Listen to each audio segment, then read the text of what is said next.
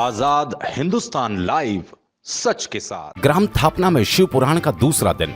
महादेव अनजाने में किए पाप को क्षमा कर देते हैं पंडित मिश्रा। दूसरे दिन श्रद्धालुओं ने पांडाल के साथ सड़क किनारे बैठकर सुनी कथा। ओंकारेश्वर जाने वाले वाहन चालक दुविधा में। सनावद ग्राम थापना में चल रही 7 दिवसीय शिव पुराण के दूसरे दिन बड़ी संख्या में श्रद्धालु मौजूद रहे। पांडाल में जितने श्रद्धालु बैठे थे उतने ही पांडाल के बाहर सड़क किनारे बैठकर कथा का श्रवण कर रहे थे। सोमवार को अधिक भीड़ हो जाने के कारण अनेक लोग कथा पांडाल तक नहीं पहुंच पाए। अंदर जाने में मीडिया कर्मियों को भी मशक्कत करनी पड़ी। जिसके घर में मां है और हाथ में जप की माला है, उसका और उसके घर की दुनिया में कोई नाश नहीं कर सकता। मां संसार के दुखों से और माला मृत्यु से रक्षा करती है। हमें हमारी मां का आदर करना चाहिए। ये बात ग्राम थापना में शिव पुराण के द्वितीय दिवस कथावाचक पंडित मिश्रा ने श्रद्धालुओं के समक्ष व्यक्त की।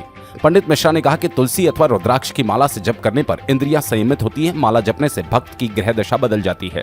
ओंकारेश्वर तीर्थ की महिमा का बखान करते हुए कहा कि शिव ने ओम का घोष 12 ज्योतिर्लिंग में ओंकारेश्वर से लिया है। ओंकारेश्वर क्षेत्र में शिव महापुराण का श्रवण करना बड़े सौभाग्य की बात है। पंडित मिश्रा ने कहा कि शिव को हमेशा हृदय में रखिए, शिव को अपना बनाने का प्रयास करो। महादेव अनजाने में किए गए पाप क्षमा कर देते हैं, लेकिन जानबूझकर किए गए पाप क्षमा नहीं होते। मिश्रा ने कहा कि समाज में उसी व्यक्ति की प्रतिष्ठा होती है जिसकी संतान आज्ञाकारी हो। यदि संसार की गुलामी करोगे तो संतान सम्मान नहीं करेगी, और भगवान शिव की गुलामी करोगे तो संतान आज्ञाकारी होगी। जब संतान आज्ञाकारी नहीं हो और मान सम्मान नहीं दे तो भगवान शंकर की आराधना करना चाहिए। भगवान की कृपा से संतान संस्कारवान हो जाती है। कथा स्थल पर व्यवस्था सुधारने की मांग। दूर दराज के क्षेत्र से कथा श्रवण करने आए श्रद्धालुओं ने बताया कि कथा स्थल पर शौचालय की व्यवस्था नहीं की गई। इस कारण महिला भक्तों को कठिनाइयों का सामना करना पड़ रहा है। इसीलिए कथा स्थल पर अधिकाधिक संख्या में चल शौचालयों की व्यवस्था की जानी चाहिए। कथा में द्वितीय दिवस भक्तों की संख्या में भारी वृद्धि देखी गई। प्रथम दिवस की तुलना में सोमवार को भक्तों की संख्या लगभग दुगनी हो गई। संभावना है कि आने वाले दिनों में भक्तों की संख्या में और वृद्धि होगी। ऐसी स्थिति में वर्तमान में लगाया गया विशाल पंडाल काफी छोटा पड़ गया। इस कारण हजारों भक्त तेज धूप और गर्मी में खुले आसमान के नीचे और सड़कों के किनारे बैठकर कथा सुनने को विवश हो गए।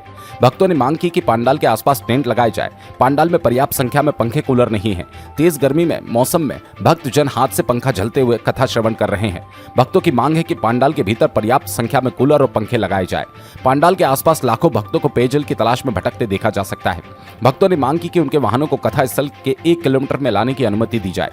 अधिकृत पास होने के बावजूद पुलिसकर्मी मीडिया कर्मियों से दुर्व्यवहार कर रहे हैं और मीडिया कर्मियों को पांडाल के भीतर प्रवेश करने के लिए अधिकृत प्रेस कार्ड बताया पड़ा। इससे पत्रकारों में रोष है और आगामी दिनों में इसमें सुधार लाने की मांग की गई। सनावद से विवेक विद्यार्थी की रिपोर्ट।